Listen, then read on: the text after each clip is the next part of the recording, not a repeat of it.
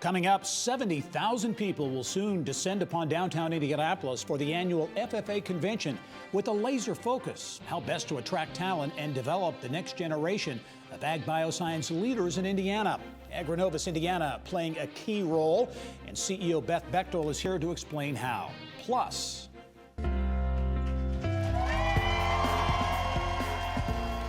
cheers met with tears. This is the moment one of Indiana's leading STEM proponents found out she was named Indiana's Teacher of the Year. Tam Markey is here to explain what drove her from corporate America into the classroom. Also ahead. We love your products. We think our customers are going to love your products. So you're getting a deal right now with Walmart. And a dream come true for Logansport businesswoman Michelle Leffert after learning her pet treat product is headed to the store shelves of the world's largest retailer. She's in studio to share her recipe for success. Details on those stories and much more ahead on this edition of Inside Indiana Business.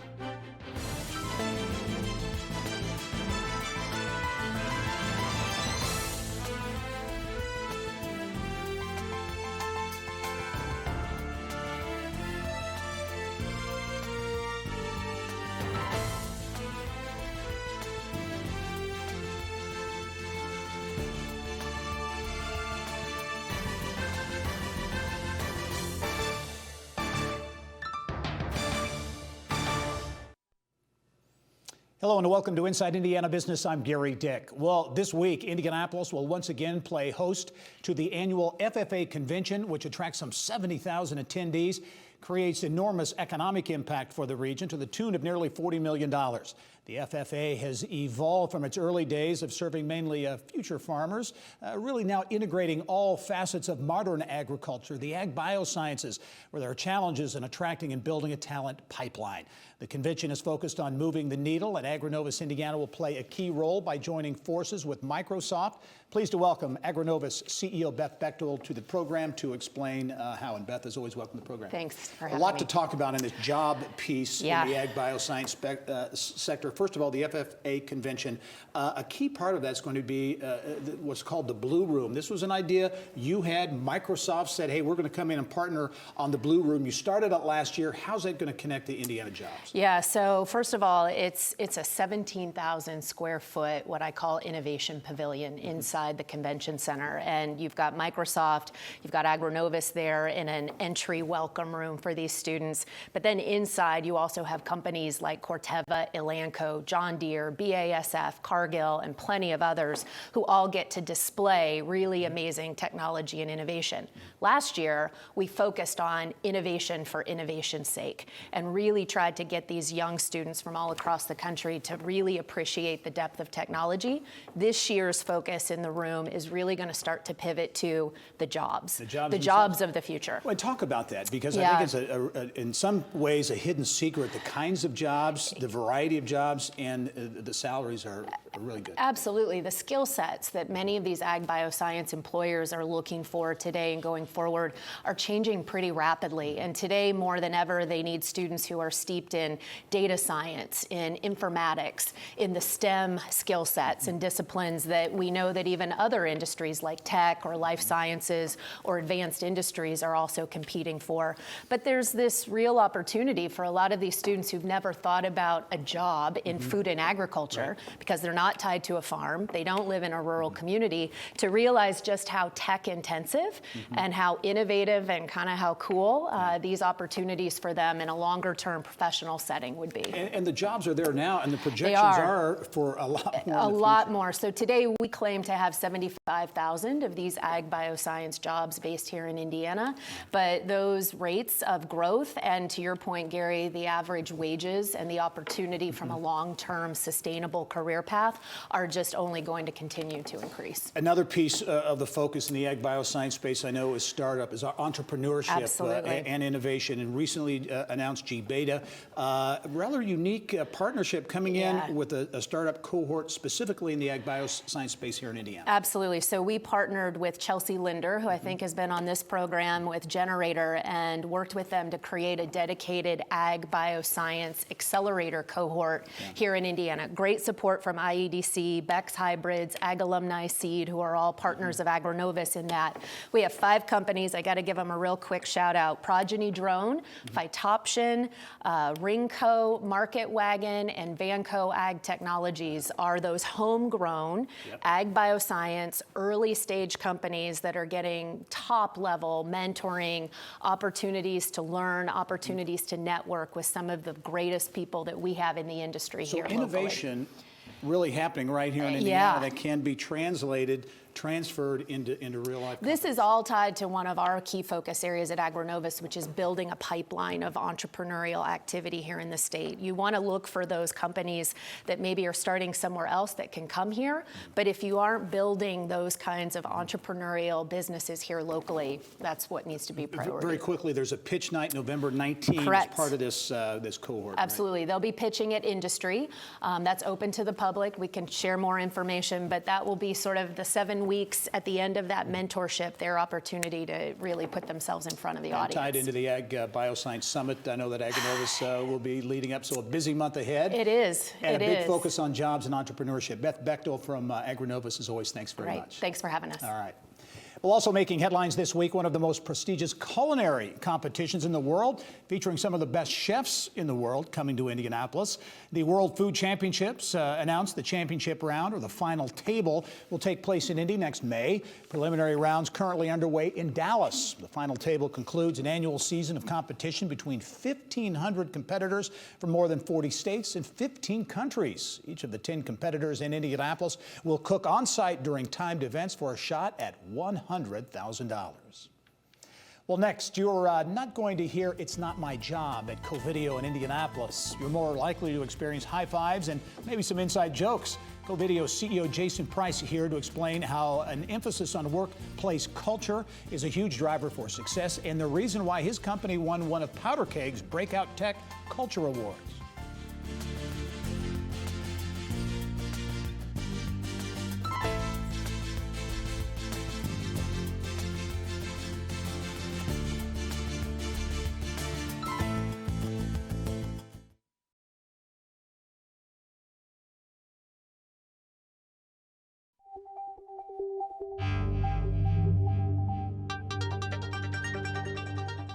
It's time now to go inside innovation. Well, a rising startup business called CoVideo has evolved from a bootstrap startup in Lafayette to a thriving business now located in Indianapolis and Broad Ripple. The company creates video emails for sales professionals and more. Its strong emphasis on workplace culture and values is something they believe give them a competitive advantage. Indianapolis-based tech networking platform Powder Keg recently named CoVideo the top-rated health and balance winner at the inaugural Indiana Breakout Tech Culture Awards. I'm pleased to welcome CEO Jason Price to the show. Jason, again, welcome to the program. Hey, thanks for having me. It's great to be here. Congrats on the award. I want to get back to the kind of the business model here. CoVideo was started by you and a couple of others right after graduation from 2004, Purdue. you got right it. in 2004, your third startup. How did it come about? So we had a startup prior to that, is online food ordering business, and we were struggling to get implementation working. So we were trying to actually deliver some training videos to get that company up and running. So we were at Purdue at the time, going to classes, and we couldn't get onto the restaurant sites quickly enough to support them and train them. And we realized there was really no good way to deliver or get a video without either burning it to a CD and putting it in the mail or driving it to them. And so that sort of got the video conversation going. And then we ended up meeting one of our co-founders who was trying to build out videos in the automotive space so they could do vehicle walkarounds, and it just all came together. You were talking about that growth because now you've moved your operation to Broad Ripple here in Indianapolis, have about 50 employees. Talk about the growth and really what's fueling it, because you've gone beyond the automotive sector. Sure. Yeah, so I mean, if you look early on, we were way ahead of our time. You know, in 2004, there was no YouTube. Right. The B2B space for video, it was quiet for many years. I mean, we didn't see it start picking up till 2012 or 2013. You know, so we stuck with it, and what we're seeing now is essentially if you're in business, whether you're driving marketing campaigns or driving campaigns on social media, or you're trying to communicate with your customers, I mean, video is the most dominant, important form of content you could be using, and so the space is growing incredibly quick, and we're just in a great spot because we've been doing this for so long. All right, you mentioned you're a winner at Powder Keg's Health and Balance winner at the Breakout Tech Culture Awards. Why is culture to you and to CoVideo so important? Sure. for us, it was interesting because when we started, culture was just simply, let's close enough business to keep the doors open. Right. We weren't intentional about anything. Yeah. As we started hiring people and we bring people into the company, we just set the baseline. It was simple. It's just we want a place where we want to be every day, where we're passionate about what we're doing, we're having fun, and we want to find people that want to be in a space like that. And you find when you have a space where people can come in and do their best work, they love being at their job every day, you're going to grow faster, you're going to generate more profit. So everything kind of falls through culture, and we've been very intentional about it since day one. And being intentional in terms of from a creative standpoint, you really put a focus on that in your new space here in Indianapolis. Sure. In Broad Ripple. Yeah, so we got rehabbed an old nightclub, very cool space, two stories high. We got a gym in the office, free snacks every day, dogs walking around, a full service bar with beers on tap. So whatever you need to balance and unwind, we offer it. And I think that balance is an important part of our operation. For Good. Sure. Next steps as you look at growth opportunities for CoVideo, where do you see those? I mean, for us, we feel like we've barely scratched the surface, right? It's endless at this point. I mean, the market in terms of video is just now picking up. We're in a great spot because our product has matured. We were one of the first people in the market. And so we're just looking forward to the expansion. We're in a good spot to do it. All right, CoVideo, Powder Keg winner in the health and balance area. Jason Price, congratulations on the growth. We look forward to following your story. Okay, thanks for having me. All right. Well, here's what's on tap now in tech news, served up by Sun King, the former Angie's List campus on the Near East side of Indianapolis, getting another new tenant. Supply Kick joins Ball State in moving its operation into what is now known as Elevator Hill. The university announced plans in July to locate its College of Architecture and Planning Indy program on the campus. Supply Kick helps businesses optimize their retail presence on Amazon. A Zionsville-based startup is expanding its footprint in Boone County. 120 Water Audit says it plans to lease space in the town hall there, specifically dedicated for businesses from the Z-Works co-working space. That area designed to accommodate businesses that graduate work out of Z-Works but aren't yet ready for standalone space. 120 Water Audit is a cloud-based managed services provider. An Indianapolis-based software platform, Elate, has received $530,000 in initial funding from M25. It's an early-stage venture firm out of Chicago. The company helps businesses by unifying internal technologies and data. Some of Elate's clients include Boardable, Malomo, and Remodel Health, as well as Zyber. And for tech news 24/7, be sure to check out InsideIndianaBusiness.com. Still ahead, when Michelle Leffert started her small boutique pet bakery in Cass County about 15 years ago, she never dreamed her product would wind up on the store shelves of the world's largest retailer. Michelle is in studio with us next with details on how she won Walmart's open call event. And next.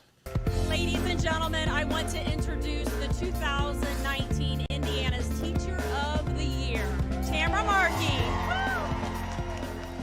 We'll meet Indiana Teacher of the Year Tam Markey, whose passion for science and engineering led her from the corporate world to the classroom.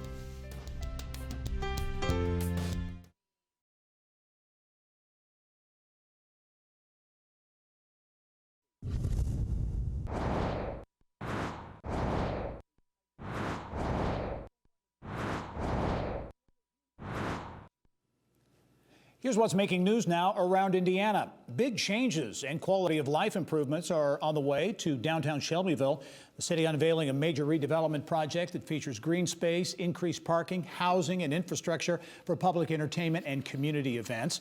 Those upgrades will also improve walkability, decrease truck traffic downtown, and includes plans to revitalize shops and restaurants. City officials say there have already been a number of projects announced that will be located downtown in support of that redevelopment. And big news for the Muscatatuck Urban Training Center in Jennings County, as it will soon be home to the 127th Cyber Protection Battalion. The unit will be made up of nearly 100 National Guard soldiers focused on cybersecurity and cyber warfare. The Army National Guard created the brigade in 2016. And in Bedford, Stone City Products investing $2 million to expand and creating a weekend shift and new jobs. The company currently has 2 shifts and more than 100 employees. Stone City offers precision machining, metal stamping, and assembly in a variety of industries. Well, up until about 6 years ago, Tam Markey worked in the corporate world as an engineer with Amoco and BP Pipelines, but the Purdue grad always wanted to be a teacher. So Markey followed her heart and applied for a Woodrow Wilson Teaching Fellowship to teach high school engineering. Now she holds the distinction of being Indiana's Teacher of the Year for her work at Lawrence Township's McKinsey Center for Innovation and Technology. And we welcome to the show Indiana Teacher of the Year, Tam Markey. Tam, welcome. Thank you. And congratulations. Thank and you. I'm glad you've been in Lawrence Township. That's our township, so proud to have you there as well. I want to start, first of all, with, because I want to talk about your path to get there. But when you were named Teacher of the Year, talk about that. I know that was an emotional, very happy time, I'm sure, but Yes. an emotional thing. What were you thinking at that point? Well, it had been a long process that led up to it, and I kind of lost hope. I thought, oh, it's not going to happen for me. I haven't heard anything. It was just kind of crickets out there. And then that exciting morning, I thought I was going to a meeting, only to turn the corner and see all of these people in the auditorium and my family. And it was a very surreal moment, an honor to say the least. Yeah, I'll bet it was. and your path, which I think is an interesting one to get there, and we see the video here of you learning of the award, but your path to get there, graduated from Purdue, went the corporate route, BP and Amoco Pipelines. Talk about that and how that led you into teaching. Sure. Well, you know, when I was in high school, I always enjoyed math and science. My high school counselor said, you know, you're a female, you're black, you're good at math and science, you need to be an engineer. And at the time I was living in Idaho Falls, Idaho, with a very heavy presence of engineering through the Idaho Nuclear Engineering Laboratory. So I wanted to get back to the Midwest, so off to Purdue. I went to study engineering and graduated and had a wonderful position with Amoco Oil and then BP Pipelines, but it just wasn't fulfilling. I truly always wanted to be a teacher. I just wasn't encouraged to pursue that passion. And so through the years, I looked at Teach for America and some other transitional programs, and it just wasn't quite right. But then when the time was right, I was able to re-enter and fulfill my dream to become a teacher. And you're teaching engineering at the high school level in Lawrence Township. I know a number of factors there. As we were talking off camera, partnerships, Yes. corporate community partnerships project lead the way among them. Very important in your view to the whole educational process. Absolutely. Yeah, talk Absolutely. about why they're so important in today's education world. Well, things are so rapidly changing because of technology. We find ourselves in a position that we are preparing students for careers that don't even have names yet. So what we focus on are transferable skills, 21st century skills, collaboration, critical thinking, problem solving, and it is critical to have community partners to help have a level of relevancy of what we're trying to teach, allowing experiential learning to take place in the classroom. And it's so powerful to have a community partner come into the classroom to share what they are doing outside of the classroom, what type of career opportunities are available for our students. Only have about 20 seconds left, but as you look at the landscape out there, women and girls in STEM, the whole process of this focus on STEM, how do you feel about the direction of where things are going? Well, there's definitely still a huge underrepresentation of females and minorities in STEM, and so we have to start exposing those students earlier so that they can know of the possibilities that are out there for them. Yep. Tam Markey, Indiana's Teacher of the Year. Thanks for being here. Congratulations pleasure. too, and best wishes going forward. Thank you so much. All right. Well, also making news this week around Indiana, the first wave of new retail offerings, including FAO Schwartz and Vineyard Vines, open this week at Indianapolis International Airport. Those stores part of a multi-year concessions refresh initiative, which aims to bring in a larger mix of national brands to the airport. A total of 9 retail stores now open for business, with plans for new restaurants, including Sun King Brewing, Bub's Burgers, and Stacked Pickle to arrive in the next phase, which could take about 2 years to complete. Coming up, a unique business success story out of Logansport. Welcome to Foppers. Our company was started 15 years ago for the love of our black lab, Holly. And now Foppers Pet Treats hitting store shelves nationwide. CEO Michelle Leffert here with details on how she won Walmart's open call competition. There she is in the Inside Indiana Business Social Media Lounge, presented by Star Commercial Banking, Indiana born for Indiana business.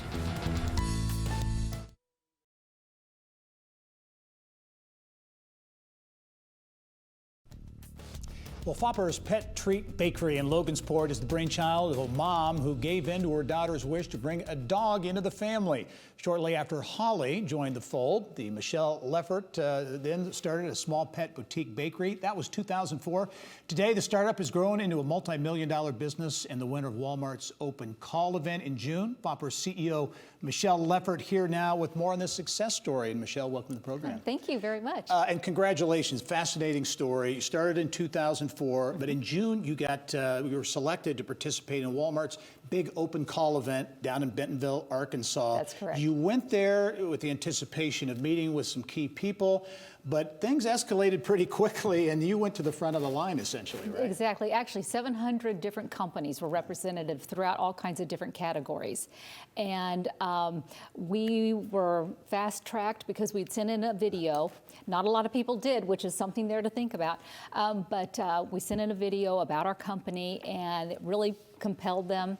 They brought us right in and actually funneled us right to the front of this auditorium where everyone was there and said we would like to introduce our open call winners for this year as our company and one from California in a different category. Wow, I bet that was an amazing moment for you. Yes, yeah. I was just like, I was jumping up and down and I looked at our daughter because she was with me and I'm just like, can you believe this, you know? What does this mean for the business? First of all, let's talk about the products. Sure. Because these treats, and as we were talking, kind of largely been seasonal type treats, but that seems to be changing. Yes, it's changing. We do not only the decorated, but also just the brown biscuits with flavors in them and things like that. But it's really going to hopefully push us forward to the everyday business that we can really, navigate through and help our people be more automated, our employees, and just really raise the business. Very much a family business in Logansport. Started in 2004. You just recently purchased another 30,000? No, another 50,000. 50,000. You had 30,000 originally, investing $1 million into 50,000 more square feet. That's correct. 40 plus employees. You've got a sizable operation. It is, and it's growing, and we have a tremendous workforce. We are thrilled. They are wanting Foppers to succeed as much as we do, and they really invest their time and energy into it, and we're just thrilled with what we've been able to build there. Well, what's next, I think, could be very exciting. The next phase is testing, essentially, for Walmart. What will that mean? How many stores will we be in? We'll be in 500 stores, 48 states in the U.S. We'll have testing, then they will see how great it is and wonderful. Go buy it, and we'll be able to move on forward with the next phase, which will be in every day. Very good. Foppers is truly the pet treat bakery. Indiana success story. Michelle Leffert, congratulations. Thank you very much. We look forward to following the story too, because I have a feeling we're going to be hearing more from your great dog treats. Thank you very much. I appreciate it. Well, still ahead, what used to be a place to shop is now a new home for space to learn in Shelby County. Find out why school leaders decided to turn an old vacant Marsh store into a preschool and how it's paying some dividends that really go well beyond the classroom.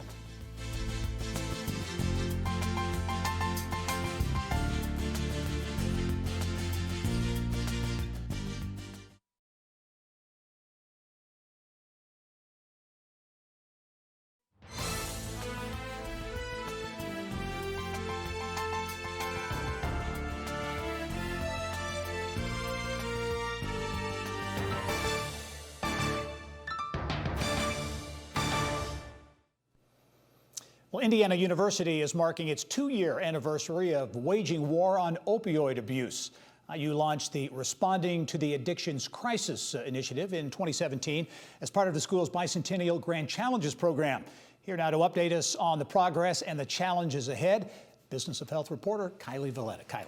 Thanks, Gary. Some 200,000 currently employed Hoosiers are suffering from substance use disorder, and experts say the crisis has cost the state $43 billion in economic damages.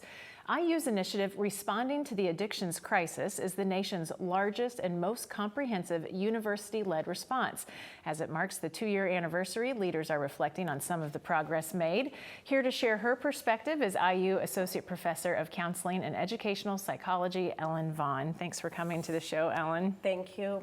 Before we talk about some of the progress made, talk first just an overview of what the initiative is and how it really brings a lot of different people to the table. Yeah, so one of the things that's really wonderful about this initiative is it recognizes that we're all in this together. And so what IU has done is it's brought together an array of IU faculty and then partners with business, nonprofits, and government, and bringing together to do projects in a number of different areas, including groundbreaking data analysis and data collection, education and training, policy, policy development and implementation, and also workforce development. A lot of different people involved, and it's big funding involved also, $50 million. Yeah. So it's the 2-year anniversary. How do you measure progress so far? Yeah, well, this is a great question. So one thing is we have some statistics that are telling us that there's been a significant decrease, a 12% decrease in opioid-related deaths in Indiana. So that's kind of broad, but also specific to the initiative, we have faculty working with 144 different community partners across the state. So, and we expect that to grow as we continue to work on these projects. We've been training healthcare workers. We have a number of initiatives, including an ECHO project, which is really video conferencing between healthcare providers around issues related to addiction, such as HIV or hepatitis C. We have one of my colleagues here at IUPUI, Dr. Tamika Zapolsky, is providing counseling in the schools to students who are at risk for substance use disorder, and is working to really expand that work into other schools in the area. And then another initiative is really training folks in the workforce, but also students who are training to be nurses around what they need to know around addictions. We're also doing a lot of naloxone training. So we're seeing that we have lots of partnerships in many, many corners of the state. And talk about your project, which is focused on training more counselors to have specialize and specialties in addiction counseling. Yeah, so as a psychologist, one of the hardest questions that I get asked is, where do I send my family member for treatment? And oftentimes this is a really hard question to answer, because I know that in some parts of our state, there really aren't enough addictions counselors. And specifically in Indiana, for every 1,000 persons with a substance use disorder, there's only 20 addictions counselors. And that's well below the national average. And so we know there's a lot of unmet need.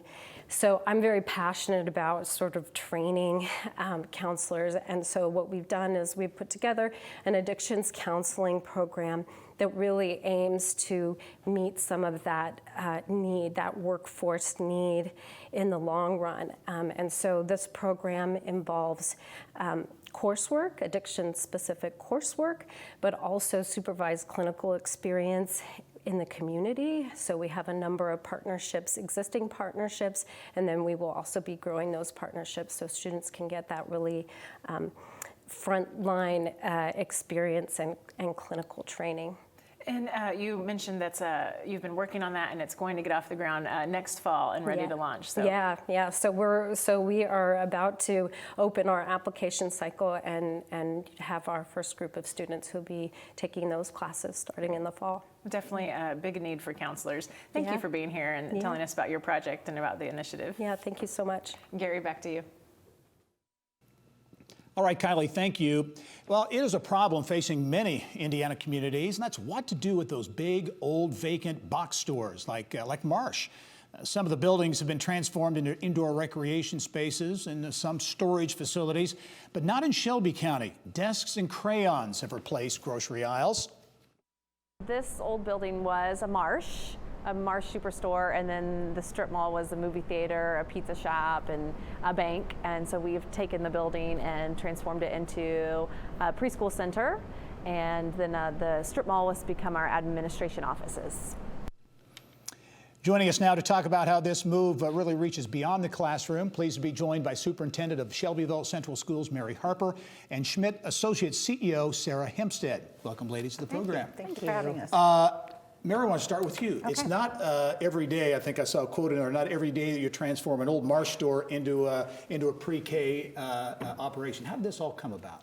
Well, we started planning about 8 years ago, and we originally were going to build a building on existing land, and that just didn't come to pass. And so our former superintendent, Dr. David Adams, would just drive around town and look for existing spaces and existing buildings. And when Marsh became available, it was a little bit out of our price range, upwards of $7 million. And so with just planning and patience, the price came down in December of 2017, and the board was able to purchase it for $1 million. Wow. As you look at what that has enabled you to do, you've been able to centralize your pre-K operations. Talk about that and the efficiencies there, and also demand and how that's really continues to increase. Well, when I look back 8 years ago, we were serving less than 70 students. So over the course of the years, we started adding classes to our existing elementaries. We have 3, adding community-based classes, trying to keep those prices reasonable. In May of 2019, we were serving 166 students. When we opened our doors this fall, we're serving over 300. Wow, big numbers. Sarah, Schmidt Associates did the work here.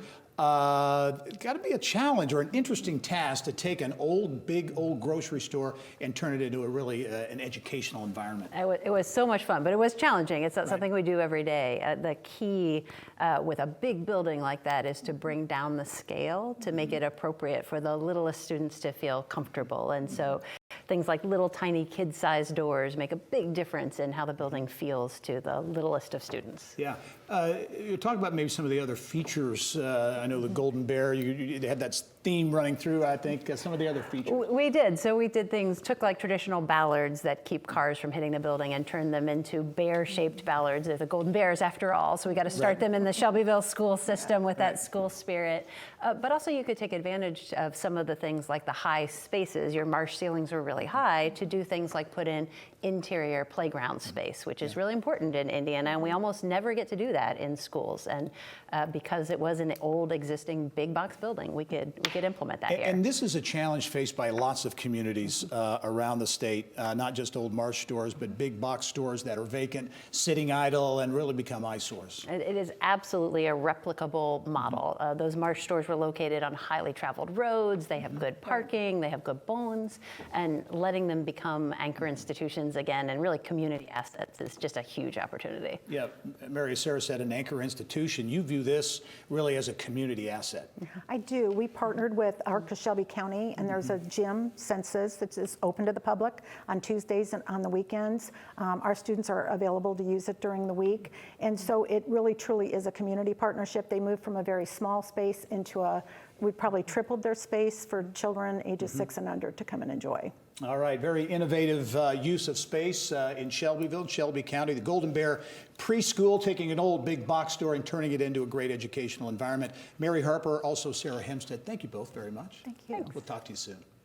And a reminder, all of our Eye on Education segments can be found at InsideIndianaBusiness.com. And if you have a story idea or a suggestion, please send it to lead producer Tara Twig at ttwig@growindiana.net.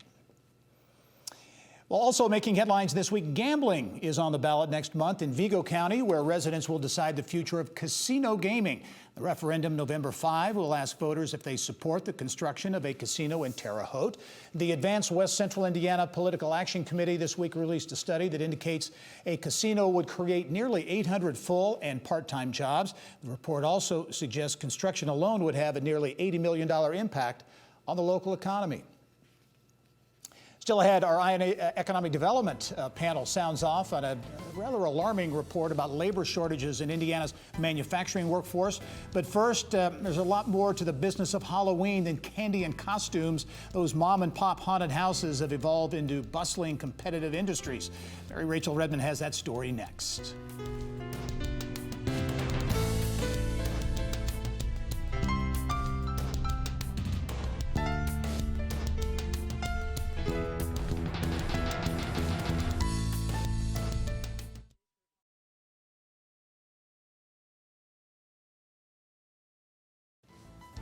Well, the Indy Fuel are opening their new East Coast Hockey League season with the new coach.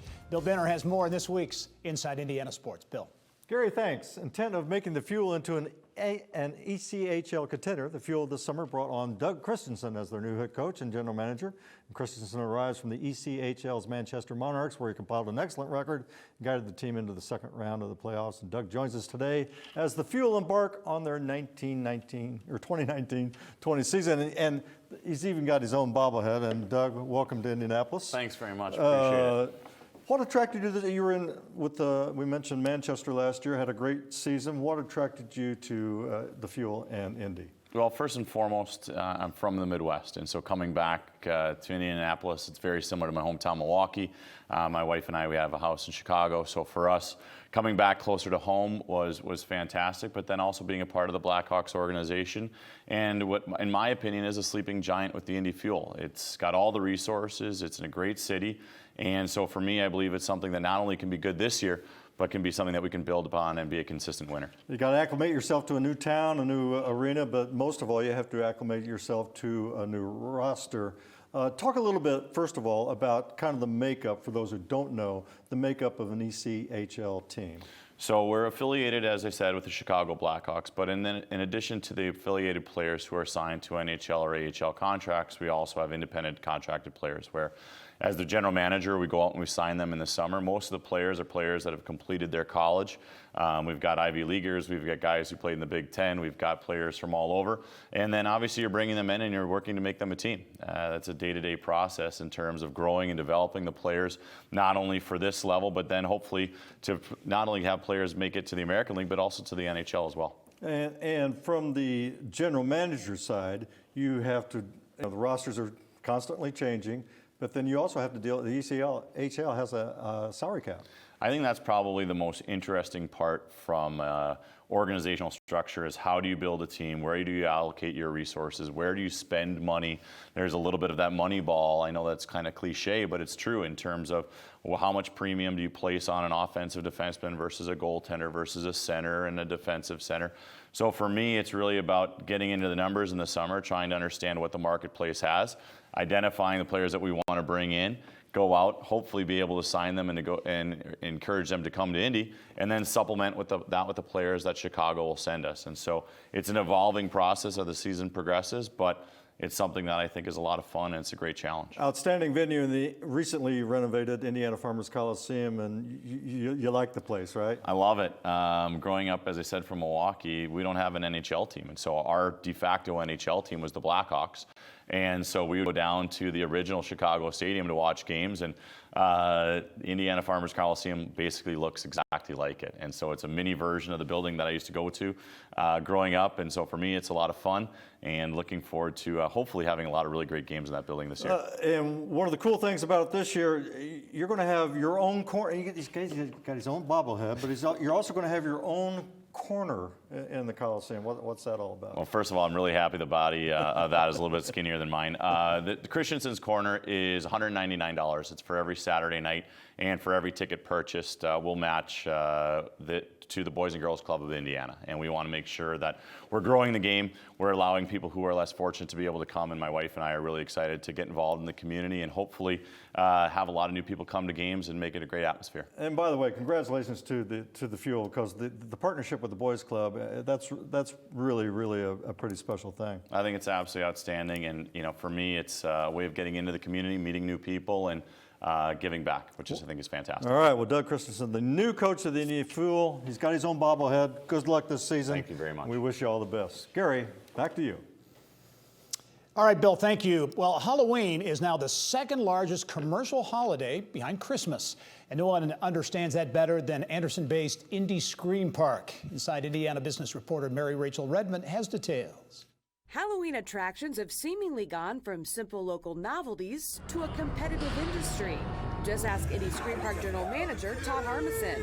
The business of Halloween has gone from local, not-for-profit type organization, mom and pop type haunted houses. When I was a child, I remember going to, Tri-Kappa and fire departments that would set up their haunted attractions, to now it's a business. And this is our livelihood. The Indy Screen Park, provides for our employees to take care of their families and our homes and our business, our bills and things like that.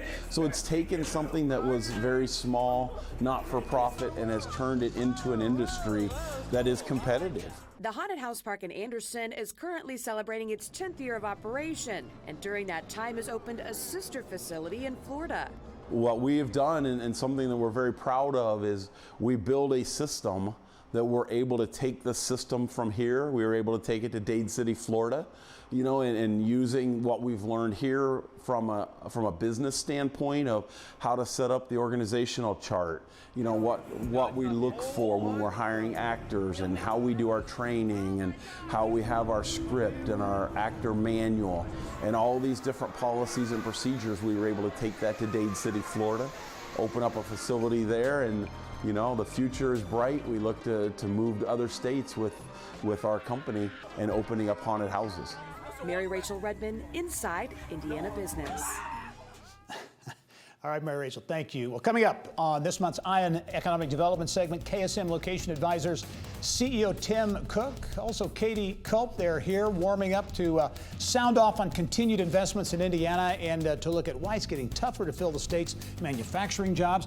There they are in the Inside Indiana Business Social Media Lounge, presented by Star Commercial Banking, Indiana born for Indiana business.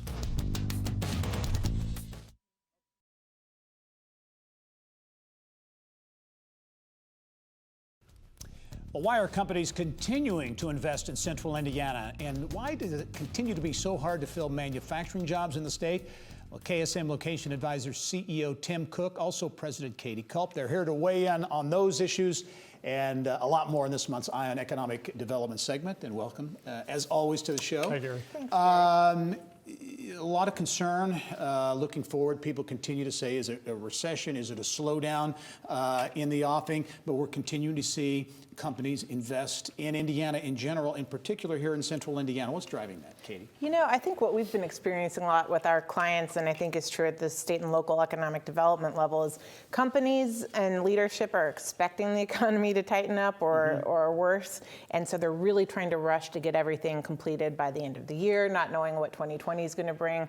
And so I would strongly suspect that this is we're going to continue to see this through the end of the year. Interesting. What, Tim, the companies that most recently announced, Ingram Micro with a big investment in Hendricks County, Gordon Food Service in Westfield, a lot of jobs there, distribution. Also LifeNet Health in Hendricks County and Plainfield, a healthcare life sciences company. So diversity in the investment. It's really exciting, and it's a credit to the state. It's a credit to Central Indiana that you have that diversity. These are really big projects. And to Katie's point, we've been talking about the recession a lot over the last quarter. This seems to be pretty strong evidence that at least in Indiana, we're not there yet. Mm-hmm. Do you get a general sense as we're heading into 2020? We don't know what's going to happen, obviously, an election year, of course, which will play potentially on things as well. But how Indiana's positioned economic development-wise heading into next year to 2020? I think they're pretty strong. I think the economy is more diverse than it was during the last recession. Indiana is still a very manufacturing-heavy state, so when recession does hit, we will feel that effect of it. But I think we'll be able to absorb the shock of it a little better than we did last time. Yeah, manufacturing continues to drive the Indiana economy, the most manufacturing-intensive state in the country. Katz-Sapper Miller out with an annual manufacturing survey. And as you look at some of the issues and concerns and big takeaways, employment, the ability to get people to work, the unemployment rate in Indiana dropped to, I think, 3.2% last year, the lowest since 2000. Challenges for these manufacturers to find people. Yeah, what we're seeing is that the workforce is shrinking a bit in that area, and the manufacturers are having to come up with their own solutions on how to address that. And so one of the ways they're doing that is automating more, not so much with the goal of replacing people, but because they can't find people, they're having to come up with technological solutions. Yeah, and one of the other things I thought interesting out of that and the whole automation issue is the kind of psychological or mental stress that's putting on people, whether it's a warehouse or manufacturing operation, worried that their jobs will be taken by a robot. you're competing with robots literally in some of these cases, and it's a physical stress, it's mental stress. I think it's a real thing. When we talk about automation, we talk about jobs being eliminated, but we don't talk about the actual pressures that it puts on some of the employees. Yeah. And it's a reflection, too, I think, of there are very small margins, especially in logistics and distribution.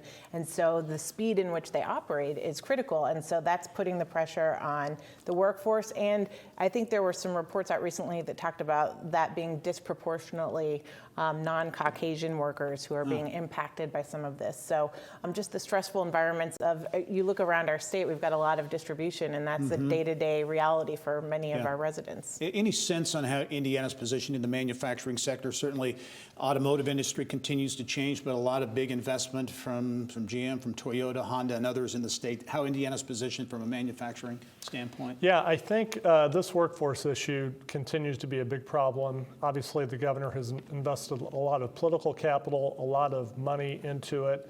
We're still hearing our clients at least, but companies talking about the struggles of filling positions.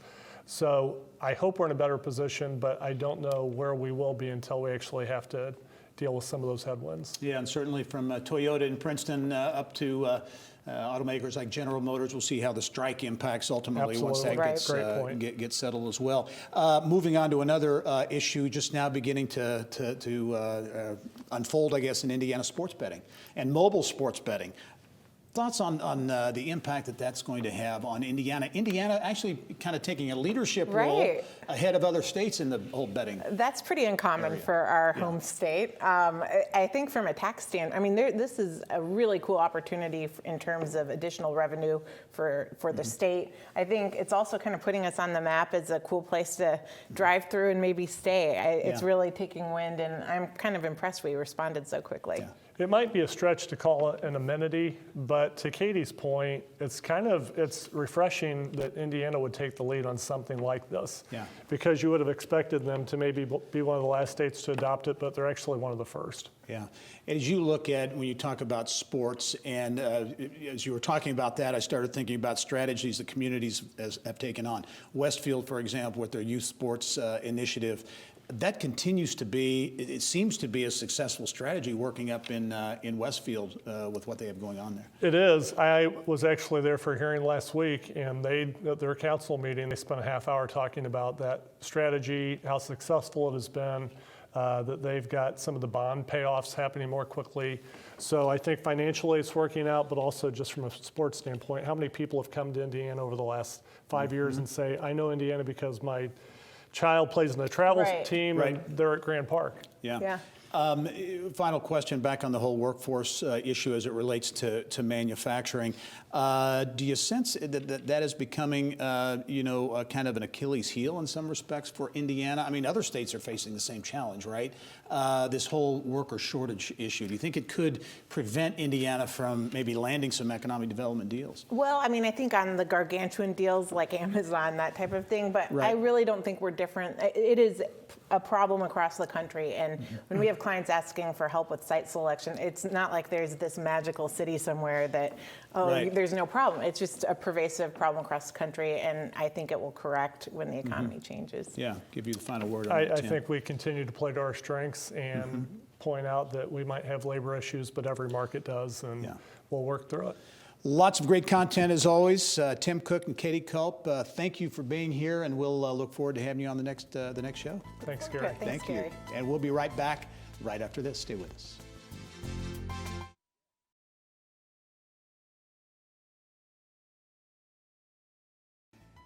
As we wrap up this week, a reminder to subscribe to the Inside Indiana Business Television podcast, a condensed version of the show, perfect for the ride to work, the airport, or perhaps that grind on the treadmill. The IIB podcast is free. Just search for Inside Indiana Business at your podcast page or follow the links on our social media pages and website. Coming up next week, we take the show on the road to Northwest Indiana, the gateway to Chicago, the state's second largest regional economy. Steel and heavy industry have been the main drivers there for more than 100 years. It's changing now. We'll check in on the state of steel, the region's new economy, and find out how the Indiana Dunes' new designation as a national park is fueling really sizable growth for tourism. Those stories and a lot more from Northwest Indiana next week. Thanks for joining us this week. I'm Gary Dick. Go out and make it a successful week.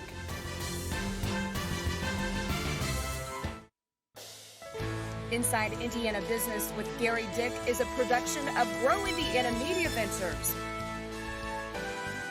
with support from WFYI Productions.